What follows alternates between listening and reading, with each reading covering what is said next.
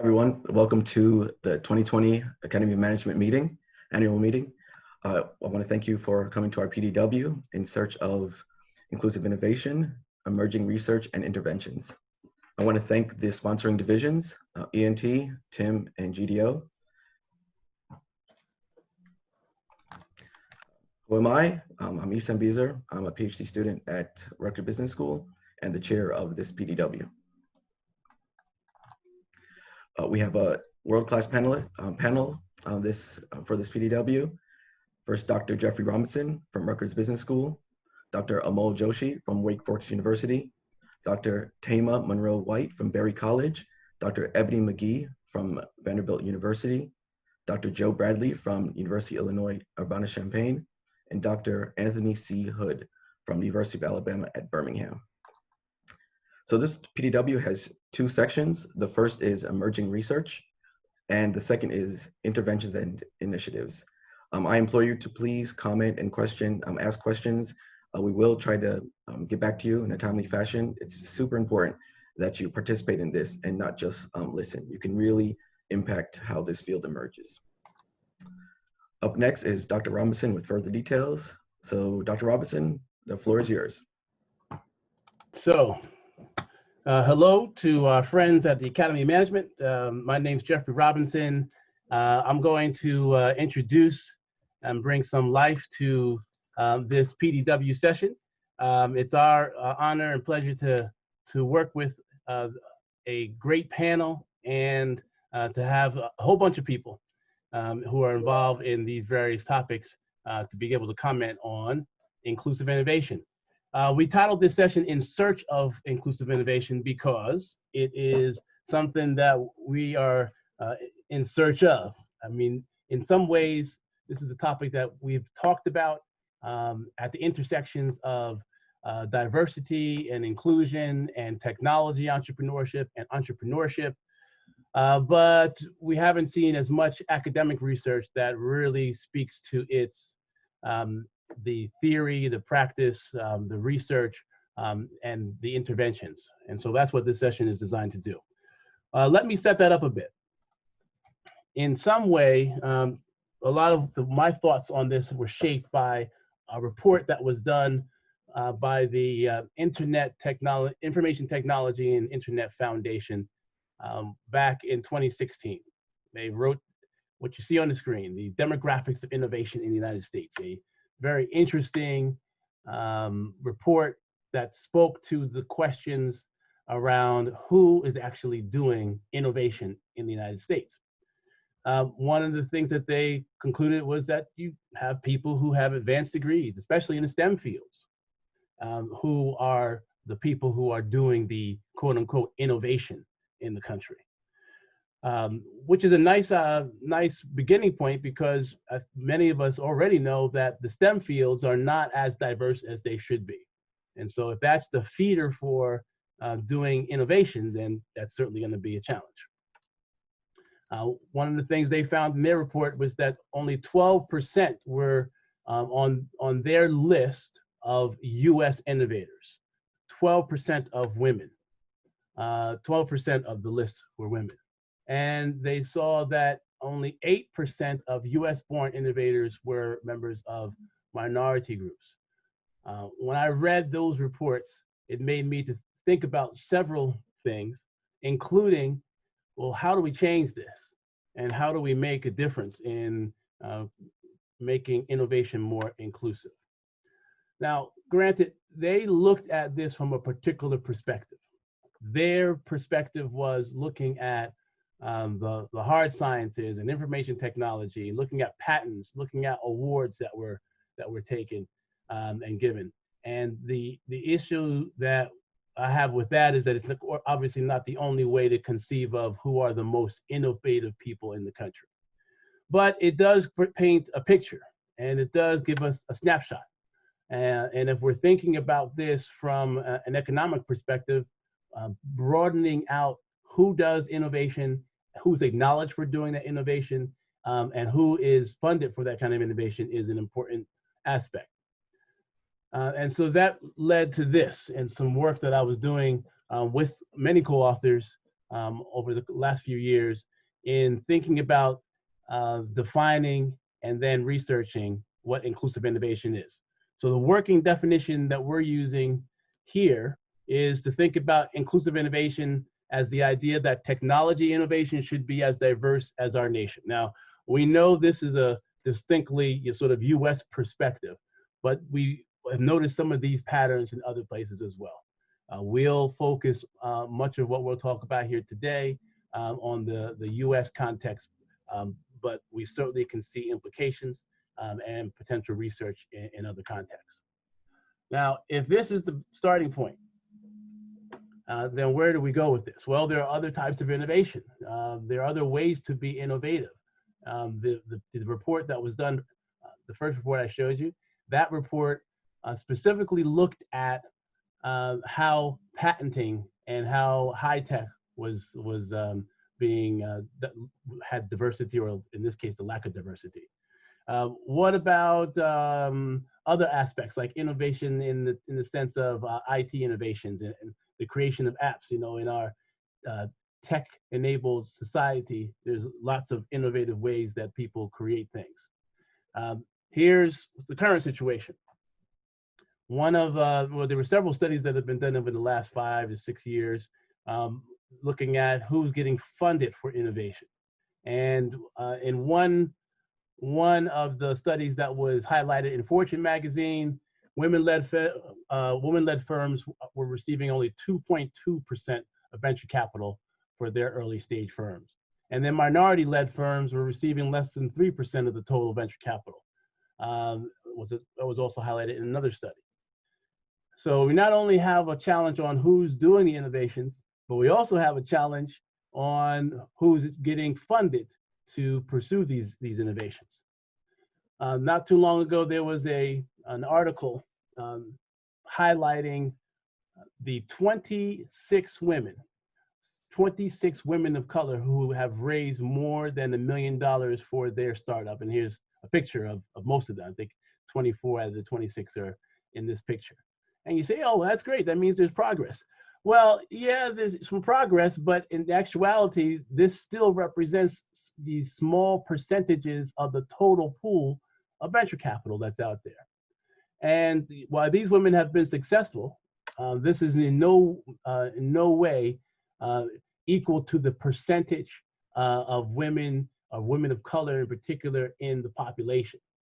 And so if we use parity as a benchmark, these are not good numbers. And just to give you the other part of that picture, they listed out these women and all of the firms that they've started, and in a couple of cases who they sold those firms to. Well, it's a great group, but they are but the tip of the iceberg if resources are provided to, in this case, women of color who are creating tech firms. Another study Ross Baird hosted was looking at where the venture capital was going and who was getting this. And just to go back to the 2015 numbers, the last numbers, 2 numbers here, 5% of the dollars going to female founders and 1% going to African Americans and Latinos. There's one more dimension to innovation that we could talk about. And again, some of the things I'm talking about will be themes that will come out of our discussions today. We have a study that was funded by the National Institutes of Health looking at their SBIR program, the Small Business and Innovation Research Program. Another innovation program which is funded by the federal government. They found that 3% of their applications were from minority business enterprises, and only 13% of the applications were from women-owned business enterprises. Now, those numbers, not only are they low from a population perspective, but it makes you wonder, well, where is the SBIR program going? Well, it turns out that's something that I've researched along with co-authors, including one of them on the call today, Dr. Amol Joshi. Another parallel study to this indicates that the NIH program really doesn't fund African Americans. And now they're trying to figure out, well, why is that the case as compared to other agencies? And really low numbers. And you can see highlighted here in this graphic, that Small Business Innovation Research Program gives money to small businesses that are doing innovative things that the government is looking for. A research study that I was a part of, along with Amol Joshi and Todd Inoue, we looked at different agencies, and we could see that some agencies were much better at promoting diversity for the SBIR program than others. And you could talk about why that was. Some of our findings and implications for practice went to how they do outreach, and started to better understand how some agencies that have more diversity within also were important places for diversity for the innovation programs. And lastly, but not least, we have the National Science Foundation's I-Corps program. And the I in I-Corps stands for innovation. So another way to think about innovation: how do you take some of the technologies, some of the inventions, some of the new discoveries that are happening at and around universities, and have those go through the entrepreneurial and venture formation process? In the program that started back in 2011, we have data from 2011 and 2018 to show us that only 18% of the team leads were women, and only a little bit less than 9% were from underrepresented groups. That would be Black or African American, Hispanic or Latinx, Native and Native American. And so, this sort of tells part of the story for why this subject is of importance and interesting to those of us on the call. So this last part with the I-Corps program highlights some National Science Foundation funded research that I'm a part of, as well as some of the folks on the call. And there were questions that the National Science Foundation wanted to know the answers to. They not only wanted to have answers, but they also wanted to know, are there interventions that could actually work here? We'll talk a bit more about those later, but just to round things out here, these are important questions. What are effective strategies for promoting inclusive innovation? How do we engage the pipeline of STEM to create pathways into technology entrepreneurship? And what initiatives and interventions can lead to successful launch and funding of women-led and URM-led technology entrepreneurship? So I'm leading a couple of National Science Foundation funded research projects. Some of the folks who are involved in these projects are also on the call and will present some of their emerging work. And we hope that over the next few years, we'll have some answers to some of these questions. Last thing I'll say, before I turn it back to our chair, is that when I think about the research that we're going to talk about and the research that some folks are doing beyond this call, we think about two streams, or maybe two rationales as to why this might be important research. I think this is important and relevant research because not only is there a social justice imperative, but there's also an economic imperative. There's a social justice imperative because we want our innovation to be reflective of the diversity of the country. And there's no one identity or one group in the nation that has a corner on the market for innovation. We just haven't recognized it. We probably haven't funded it.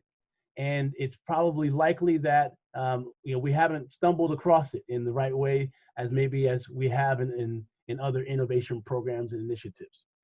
Beyond the social justice imperative is an economic one, because this country, the United States, and this is true for other countries, can't just rely upon one group to be innovative or to maintain its innovative standing. So as we look towards the future, in order to have our national economy to thrive, you have to have everybody contributing. You have to have everybody contributing to what we have as innovation.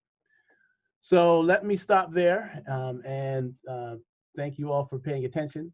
And I'm going to turn it over to the panel, but I turn it back to the chair first. Great. Thank you, Dr. Robinson. That was a wonderful, wonderful framing for our PDW.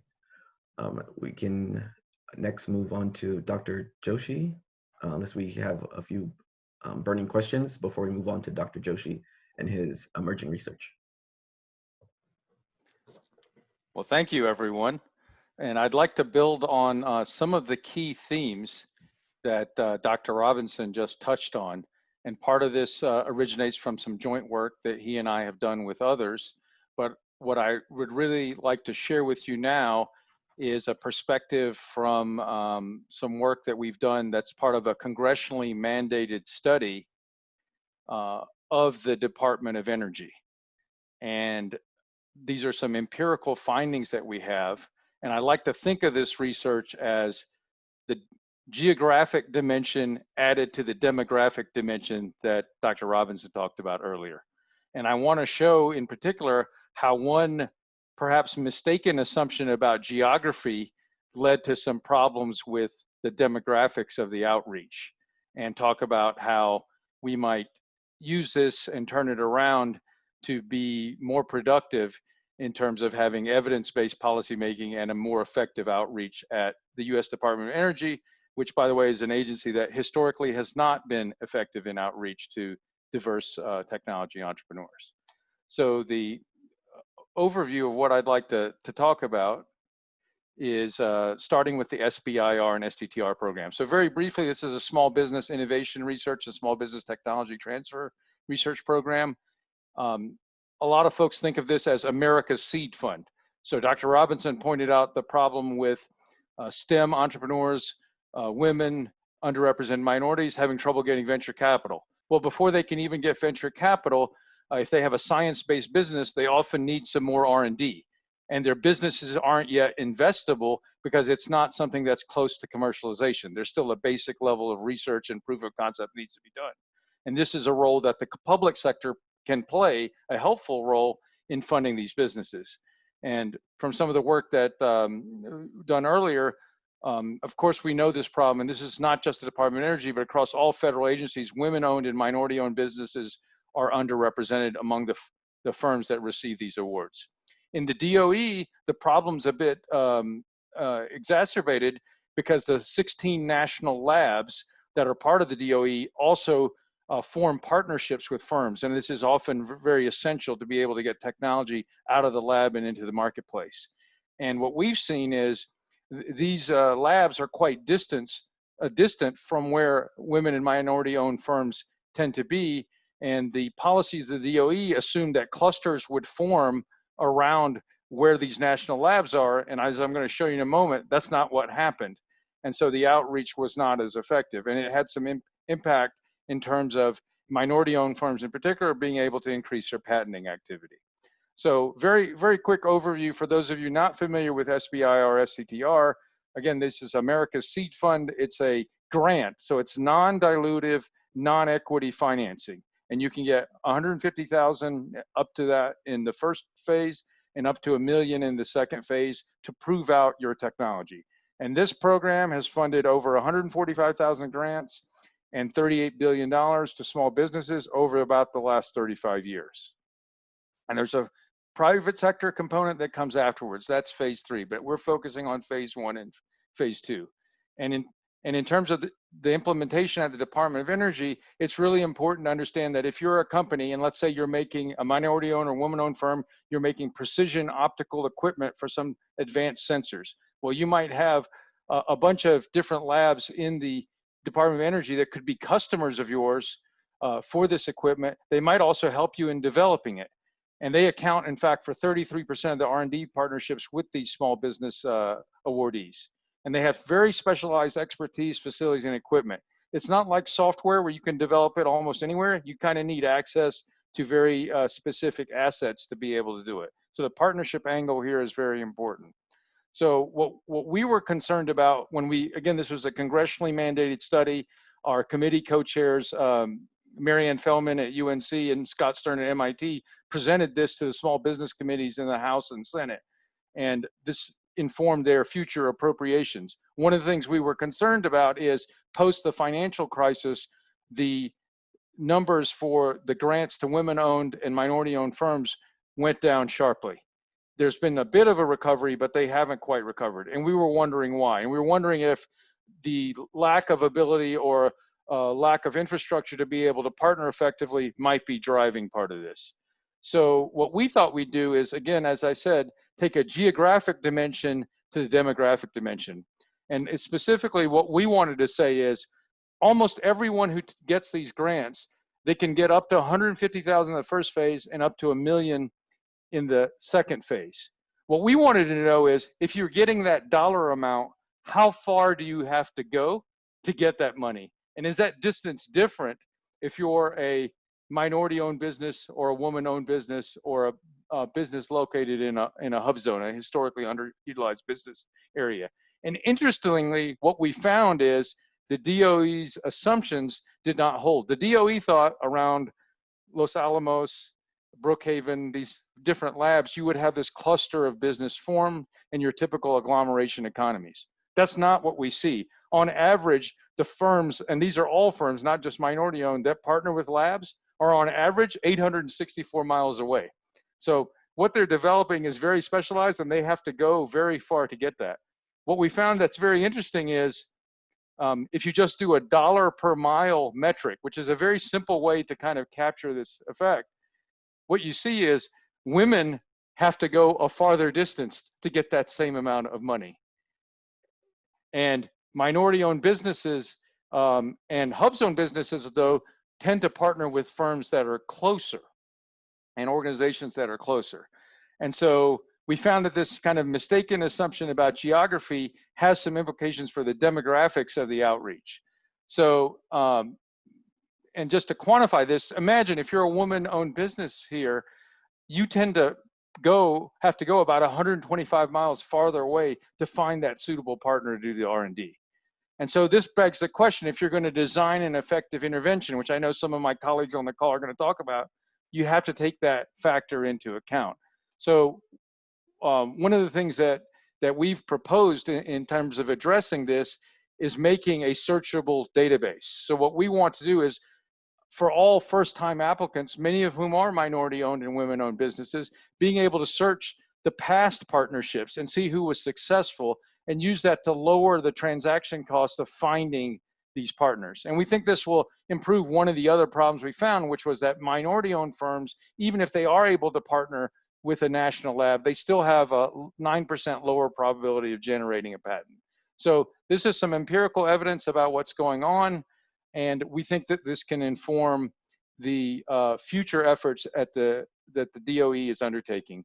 And we hope by taking into account that this agglomeration effect in these local economies are not forming, and that minority-owned and women-owned firms do in fact have to go quite a distance to partner, that this can change their outreach, and they can do more online outreach and do more matching and making the information searchable. That, in a nutshell, is our findings. Thanks for the opportunity to present our research. Happy to answer any questions now or later on in the session. Thank you. Fantastic. Thank you, Dr. Joshi. That was very, very interesting and enlightening. So please, panelists, hop right in and ask any questions or have any comments, please. Yeah, I have a question. So, Amol, you know, these labs are generally not in metropolitan areas. I mean, maybe is it Fermi Lab? Which one's in and around Chicago? But it seems like most of the labs are in areas that are not, you know, near major metropolitan centers. Yes. Is that accurate? That is accurate. So you pointed out the Chicago labs are in a major center, and then of course in Northern California there's a few labs, the Stanford Linear Accelerator and the Berkeley Lawrence Livermore labs. So there's a few that are in metro areas, some that are not. So that's part of the issue, is just the location. I think the other thing is some of these labs are the only places in the country, if not the world, where that kind of equipment and expertise is located. So if you want to work in a certain field, you have no choice. Again, it's not like software where you can do that kind of development almost anywhere. If you want to do wind energy and study something about turbines and provide equipment for that, there's only a few places you can do that. And so that's part of the problem. And it's a really critical problem for the national infrastructure, because we need this for energy security, for national security, and we need to tap all the diverse talent to really be able to build that up.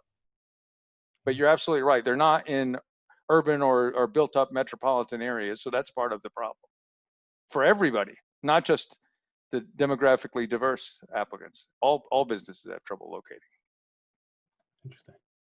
Dr. Joshi, I have one quick question. Did any of your analysis consider, I know they have for some of the technology transfer, some of those labs have some targeted program. I can't remember the name, but I know some federal governments, when it comes to technology transfer, are targeting those underrepresented founders for underrepresented businesses. I was just wondering, did this take into account any of that, or is that an offshoot of something you might look at in the future? We did take a look at some of the licensing activities, and we did see one area where there seemed to be quite a lot of licensing activity, and that was around security for the energy grid. But again, that's primarily software based, so that could reach out. And I'm probably reflecting my bias here. I'm a former software entrepreneur, so I'm probably talking about that part a little bit more.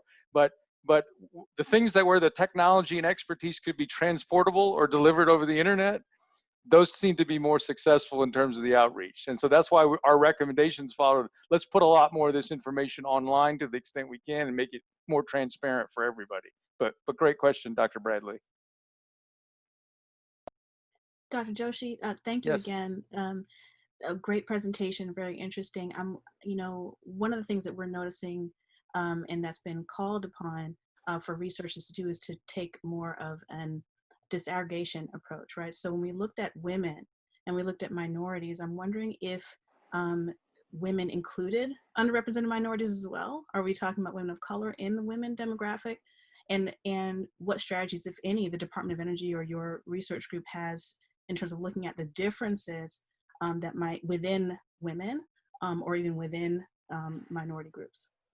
So that's a great question. I think you're also getting to the heart of an important issue about intersectionality, and so in our study, we did not, we weren't able to disaggregate to that level. We had women. So to answer your question, the women entrepreneurs included all women entrepreneurs of all ethnicities. In the minority entrepreneurs, we included the 5 different census categories. One of the issues we had is we could not do as fine-grained an analysis as we wanted because of the extremely small sample size. And so that was one of the issues. Now, in terms of specific recommendations, we had a number of folks on our committee who had, for example, done work with HBCUs and Hispanic serving institutions, as well as women's colleges and other institutions. And that's a specific area, because I only talked about national labs, but you can also have universities as partners. And as you might suspect, those types of institutions that have a particular focus are also severely underrepresented on the partner side. So I think that's another part of the pipeline issue. And I think that's where we need to do some new work. And by the way, I'm following up on this with a study with the NSF and NIH. And I think we're going to try to tackle that, and we perhaps can get into that. But I'd love to work with some of you on exploring that further. That's great. Thank you. All right, do we have any more questions? Do we move on to the next team? All right, thank you so much. I love it. We're not missing anything by being online, so this is great.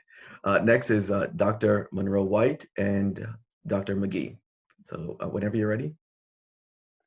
Well, we had a lovely lead-in with that last exchange. As Dr. Joshi mentioned, the term intersectional or intersectionality. My name is Dr. Tama Monroe White. I'm an assistant professor of management information systems at Berry College. And my partner on this project is Dr. Ebony McGee. Thank you, Tama. I'm Dr. Ebony McGee, Associate Professor of Diversity and STEM Education at Vanderbilt University. And what we're going to be talking about is preliminary findings from a research study that we've embarked upon, funded by the National Science Foundation and in partnership with Dr. Robinson and others on the call. That is taking this intersectional approach to understanding the experiences of underrepresented and minoritized STEM entrepreneurs and nascent entrepreneurs.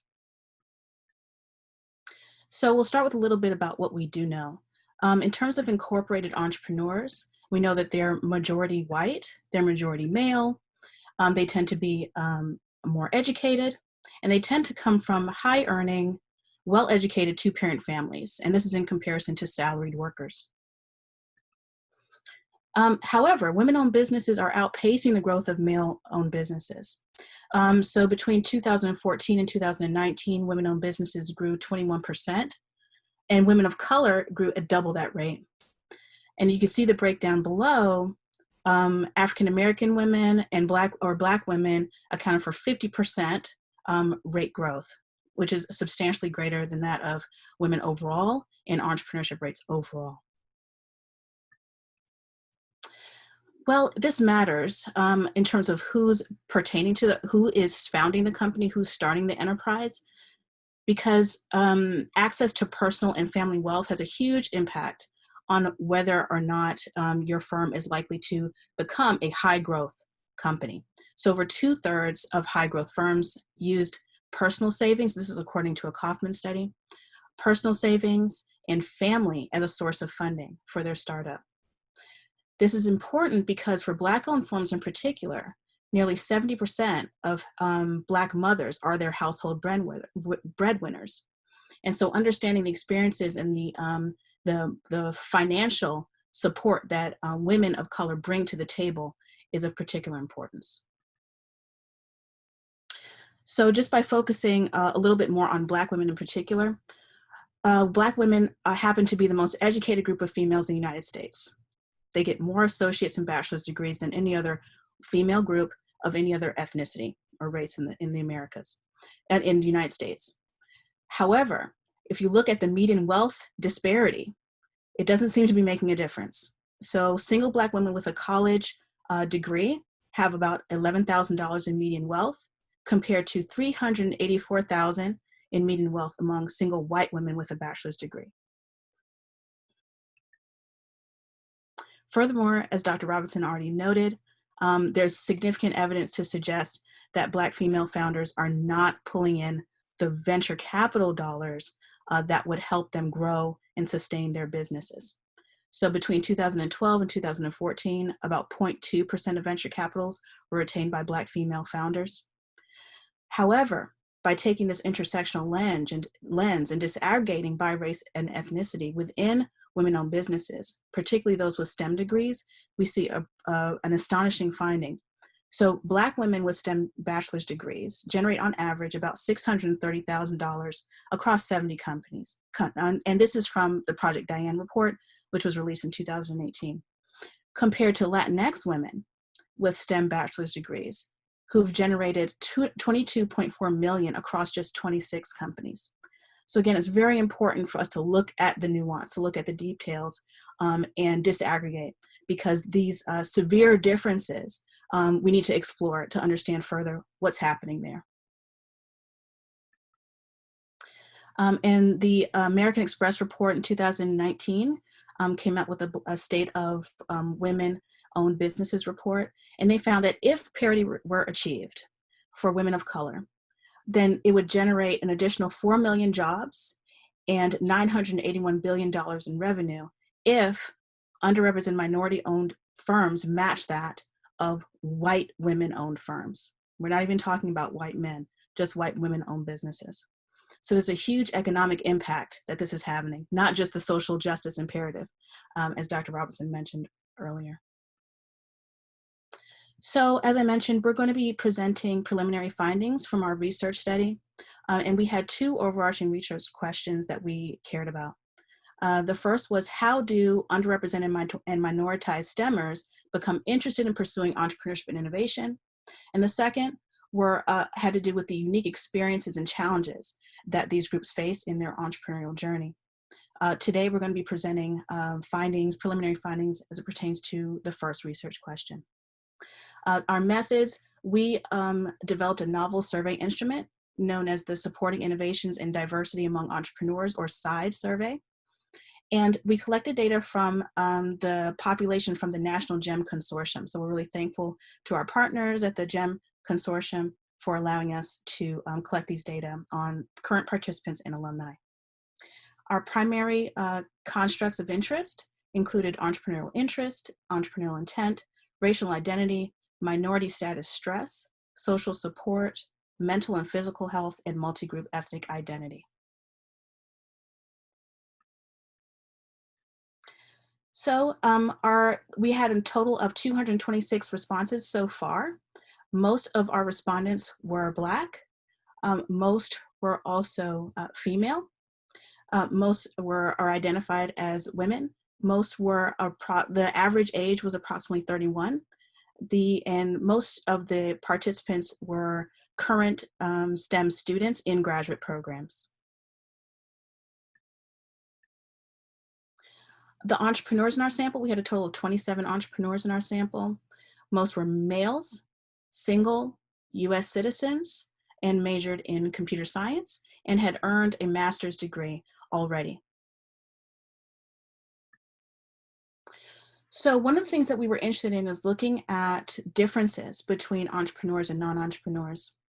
And we used a chi-squared test to look at differences according to activities that might have helped lead up to an entrepreneurial event. So most entrepreneurs were more likely than non-entrepreneurs to have participated in a business plan, writing seminar, or developing a business plan. They were also significantly more likely to have attended a Start Your Own Business planning seminar or conference. They're more likely to have saved money to invest in a business, participated in an incubator or accelerator, looked for a building or equipment in support of that business, and put together a startup team. While there were differences, and entrepreneurs were more likely to have developed a product or service for commercialization and attended a workshop that was focused on entrepreneurship, those differences were not significant between entrepreneurs and non-entrepreneurs. And then lastly, non-entrepreneurs were more likely than entrepreneurs to have never participated in any of the above activities.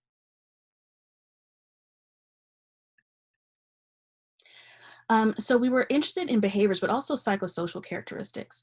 So here we're asking entrepreneurs and non-entrepreneurs and everyone in our research sample about some of their mental health, their physical health, and the support that they received, and their different orientation in terms of their own racial identity, their stress, and their level of racial activism or behaviors pertaining to their particular race or underrepresented people of color.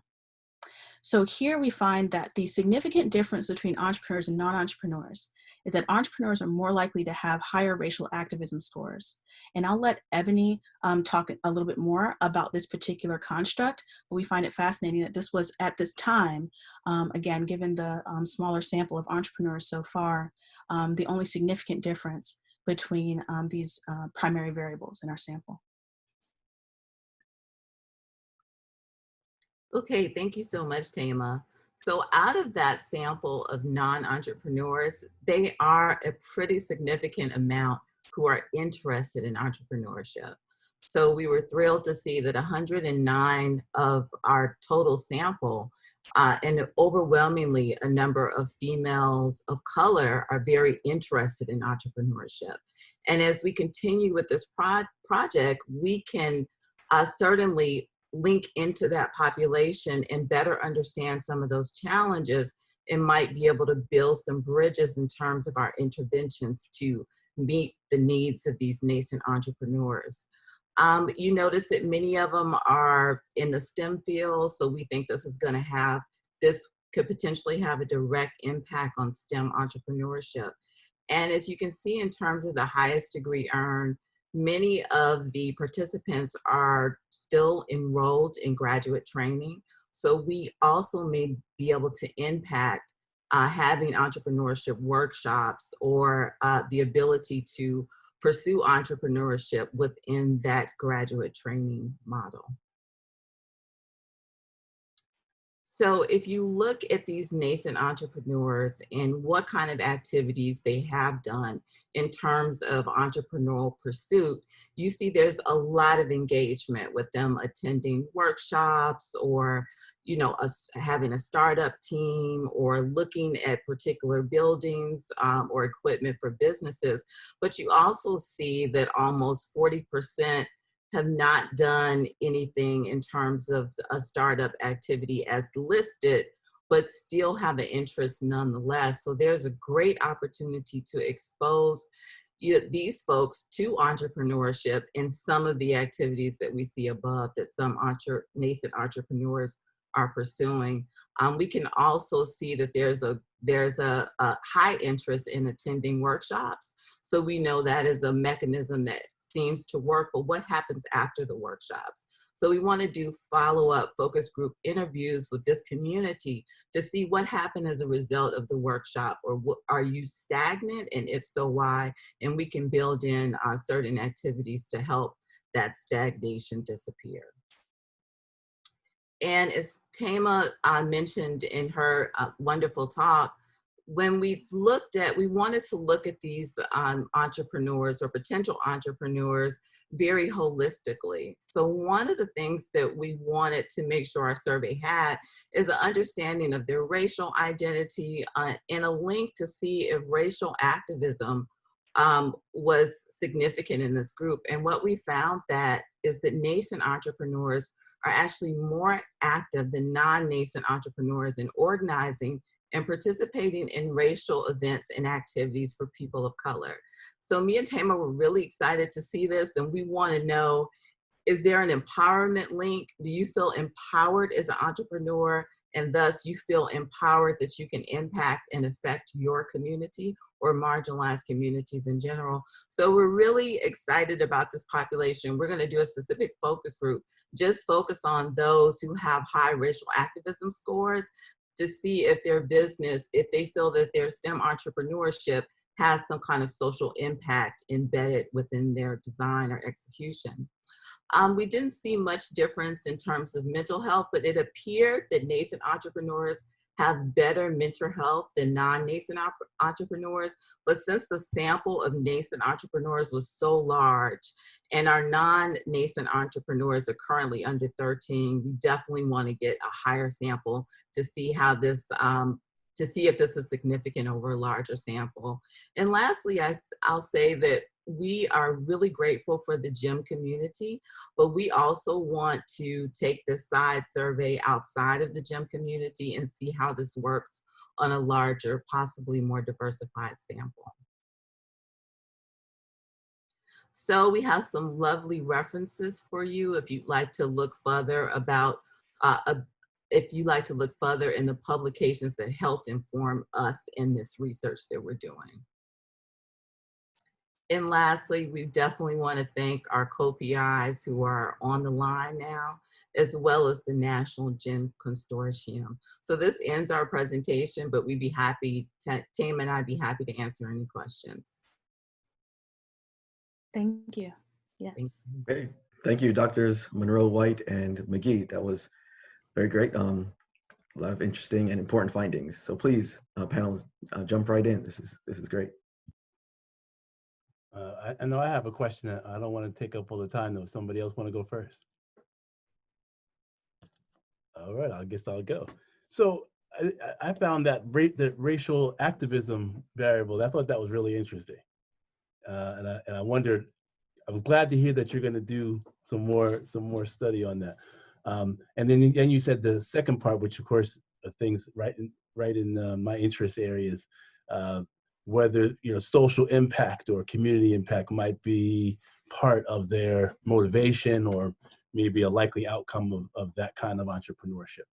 I mean, can you just say a word about how you're thinking about going at that? I mean, I heard you say focus groups, but I'm wondering if there's another way you'll try to get to that. Yes. So I've conducted previous relationship where I call this kind of social impact in STEM or social empathy. I call it equity ethic.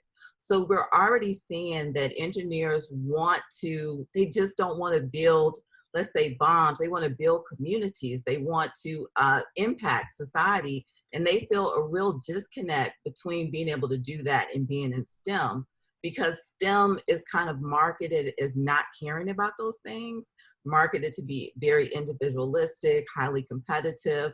Let's be China, not let's make a better community. So I think having this racial activism and showing that you can still be active in your community and your society, and that is not a disconnect from having a strong STEM, you know, entrepreneurial pursuit. I think that that is the kind of message that we certainly want to applaud. Tama, did you want to add anything? No, I'll just ditto everything you just said and say that we didn't present this. We haven't had enough time to go through all the open-ended feedback in terms of why members of our sample were interested in pursuing entrepreneurship, but that came up, right? Having a social justice orientation, wanting to do good in their communities, wanting to develop technologies that would help. So this is consistent with what we're seeing. Thank you, very interesting. I had a question. So thanks for the wonderful presentation. I mean, I like the way that you broke down the analysis to different groups. It really made me start thinking about one of the issues I've experienced is that in doing the research is we've focused a lot on the supply of entrepreneurs, but what about on the demand side, looking at, for example, in the venture capital boardroom or at these government agencies, who's sitting on the other side of the table making the decisions about funding and appropriately diversifying the expertise and the representation there too to get to the outcomes. So any thoughts or insights that you've gathered so far from your amazing work? Right, that's a great question, and I think something that we have absolutely kept a tab on, something in terms of angel investors, VC funding, and you're absolutely right. Right now, we're looking at the entrepreneurs themselves and nation entrepreneurs, but absolutely part of Ebony and I's work is building out a long-term trajectory, and one of those includes this population. And the research is saying that, you know, biases are kind of shared without direct training, right? So even women can hold biases against women in certain contexts. So we have to be very knowledgeable of how we've all been institutionalized to see one another a particular way and be intentional about how to combat that. But that's absolutely needs to happen as well in the boardrooms and the VC rooms and angel investors, absolutely. Thank you. Wonderful. So thank you so much. This is very engaging. I think the 2025 Copenhagen AOM meeting is in jeopardy now, all these great conversations virtually. So let's not be too good. So next is Dr. Bradley, if we don't have any other questions. Well, thank you everyone just for this opportunity to be a part of this PDW. And I'm Joe Bradley. I'm in the Department of Bioengineering at the University of Illinois. I'd like to just present on some of our early work looking at the impact of university technology transfer offices on the pipeline to inclusive innovation. And so this really builds upon a lot of the things that Dr. Robinson was talking about earlier from the report from the Information Technology Innovation Foundation that looked at STEM professionals seem to be highly innovative, and faculty is among those that population of those having PhDs or master's degrees. And also the report talked about less than 8% of US born innovators are from underrepresented minoritized communities. And this is on the backdrop where we have about 10.1% of faculty of four-year institutions are from underrepresented minoritized groups. So we really want to we're in trouble cycling through. Okay, cycling. And so some other relevant research or that motivated our discussion on this looks at the quality of this concept of disclosures to technology transfer offices, as well as the work in terms of the quality of those disclosures and the professors that works in those institutions. So we want to look at it from the perspective of in terms of underrepresented minority faculty and their engagement with the university technology transfer offices. And so some of the motivating questions that we were looking at is basically from the number of disclosures submitted by faculty of color and underrepresented groups, and maybe addressing and looking at the level of engagement of the transfer offices with the faculty and the number of those disclosures that transitions to actually intellectual property protection. There are some things we'll talk about farther in the discussion in regards to your name being on some of those patents, even if you've been a part of the development of that, what happens farther down the road, and looking also at what the number of technologies that are commercialized via startups from faculty and researchers from underrepresented minoritized populations. And so it's important to think about these questions because as we think about the role that technology transfer offices play in the commercialization or the pathway for university-based technologies. And so you have these Office of Technology Transfer interacting with the faculty, inventors, and also they're engaged in many of the activities around grants and contracts. And they really serve in many ways as gatekeepers for those technologies and the pathways from either going into startups or going into established organizations via licensing. So we want to understand what is the activity that's ongoing with underrepresented faculty involved in these types of activities and engagements.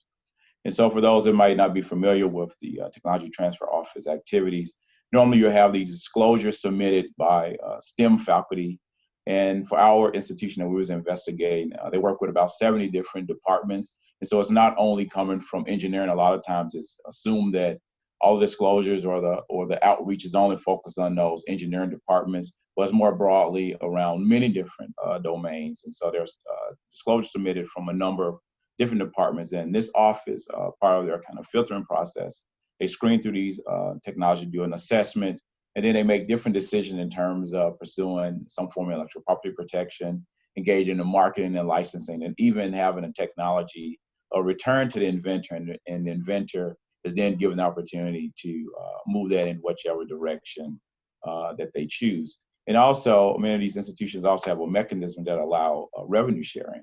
And for the institution we're investigating, you have about a 40% share. So after all the additional bills and payments in terms of the cost to pursue intellectual property and some of those marketing activities, what remains is shared with the inventor, with the university as a whole, and as well as with the inventor's department.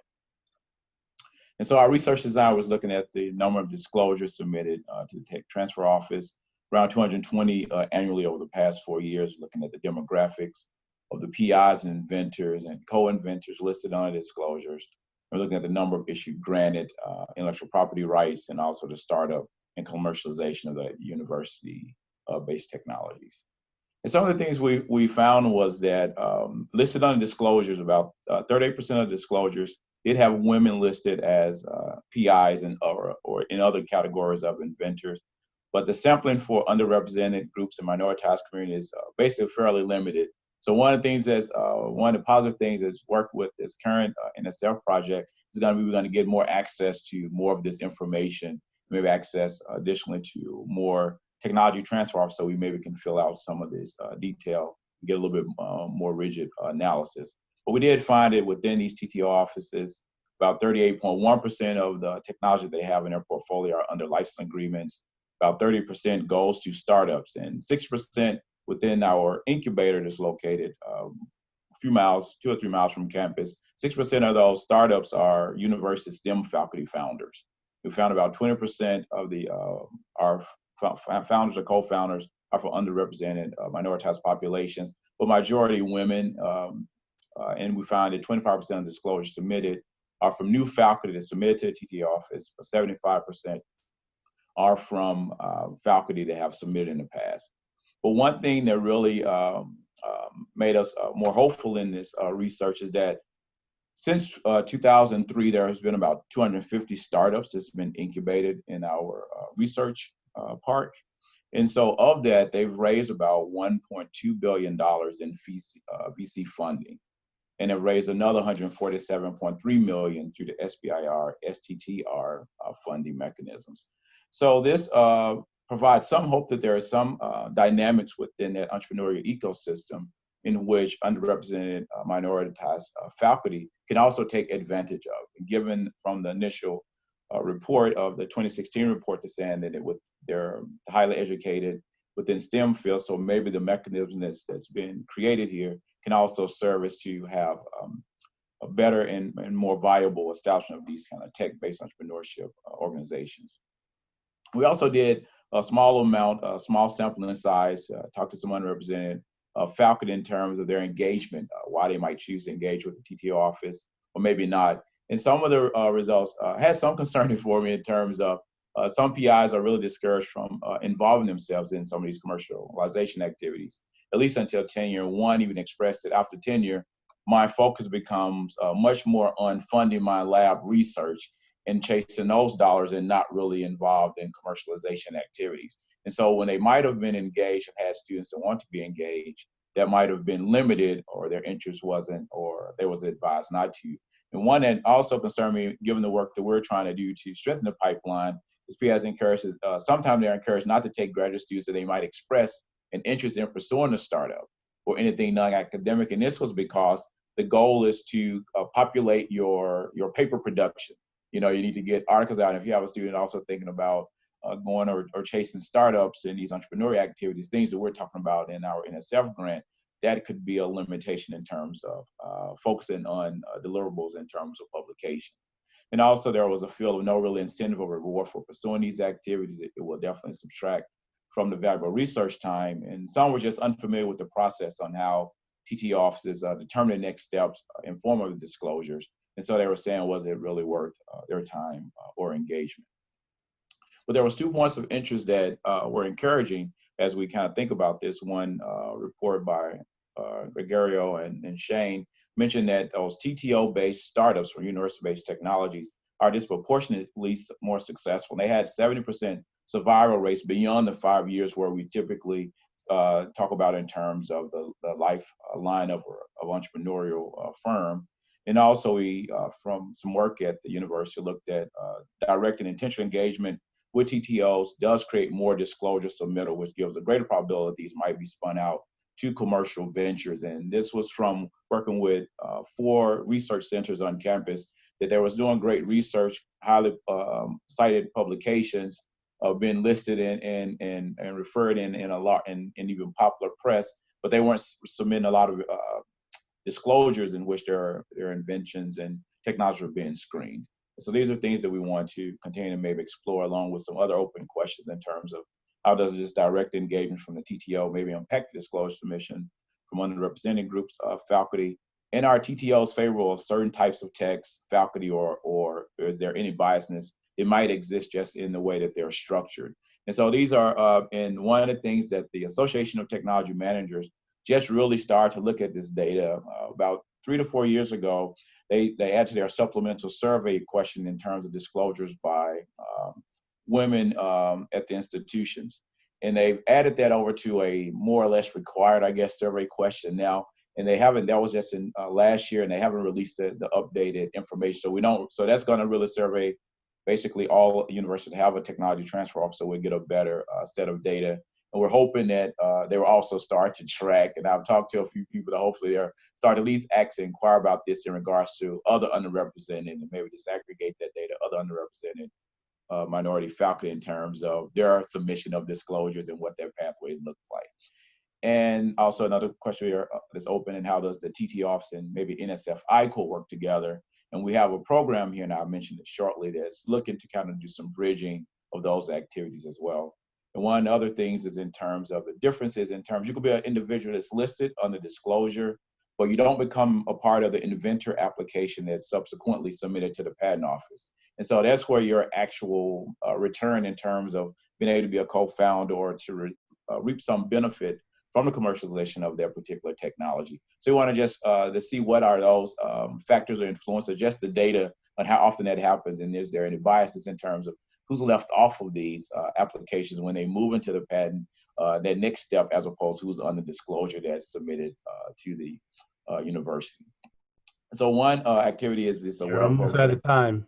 Okay, and so it's this aware program is working on looking at the acceleration of women in minorities in the entrepreneurial pathway, and that's one group that's working a little bit with the TT office. Just acknowledgement, technology office and incubator, and thank you. Dr. Bradley, that was great. The TTOs are a really important chain in the innovation link, so this is very important work. So please, panelists, Any questions, comments? Thank you.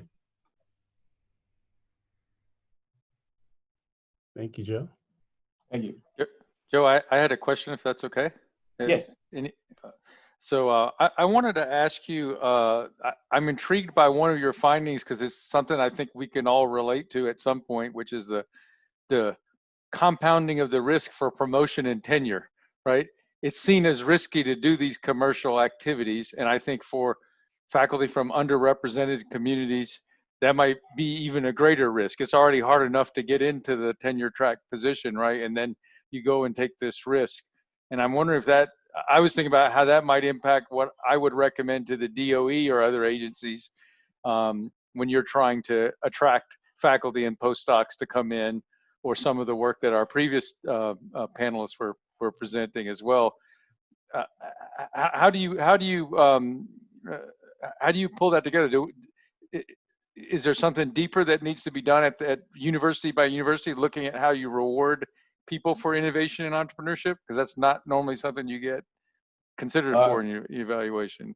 Yeah, and I know that some universities have, I don't want to misspeak, but I think it's Purdue University is also looking at a way that encapsulates some of these activities, commercialization activities into that space. And unless that becomes something that will be a part of that consideration in P&T package, I don't think that it will be something that will motivate the PIs to really focus on that. But then the big thing I saw is then your attention changes once you receive tenure, where now it's keeping your lab active and keeping your research dollars flowing into that will completely switch, even if you had an idea and not even pursue that. And then one of the respondents just in the qualitative space had mentioned, even if students start talking about their desire to go into startups, there are some hesitance in taking a student because that student might not want to be highly productive in terms of publications, which would then cite your papers, which would then subsequently, their papers be cited. So it becomes a kind of cascading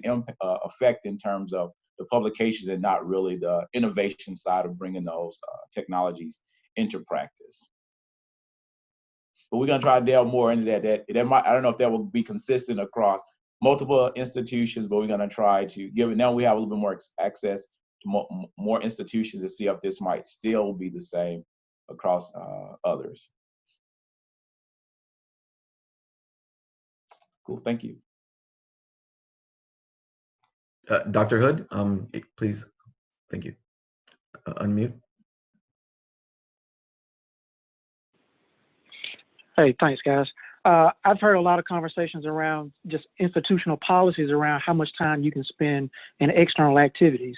And some universities have it where you can only spend 1 day per month on external activities. And so it really precludes you and creates a barrier to, we're telling people we want them to start and launch companies, but then we don't give them the space to do it. So it's almost like that founder has to then take a CTO role, and then you have to go out and build a bench of CEOs that are not tied to the institution that can actually run the enterprise, but then you have to take a secondary stake in your own company. So have you seen any universities that have been a little bit more proactive around reducing those barriers so they can really encourage the kind of activity?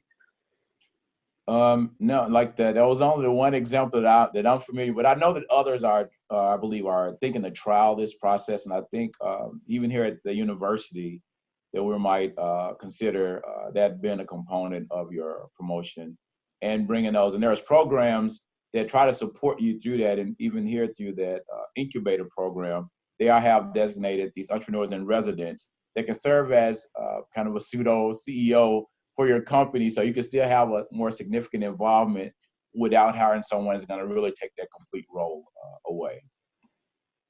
Yeah, thanks.